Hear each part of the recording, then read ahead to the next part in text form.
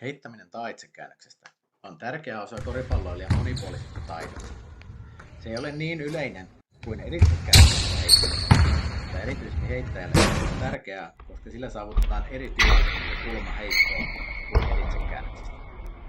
Tässä meillä esimerkkinä Mikko Koivisto, joka on erityisen tarkkana 3 pisteen heittoa.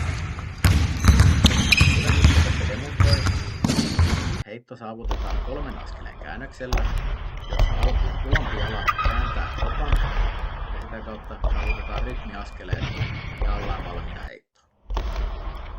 Tässä näette, miten jalat liikkuu.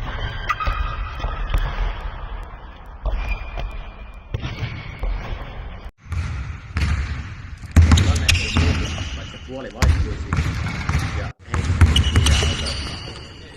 heitto pysyy liikettä samanlaisena ja heitto pysyy. Huomioikaa tässä vielä erityisen tärkeänä se, kuinka Mikko pysyy koko liikkeen aikana matalalla ja kääntyy takapuolen kautta ympäri, niin kuin taitsekäännöksessä kuuluu.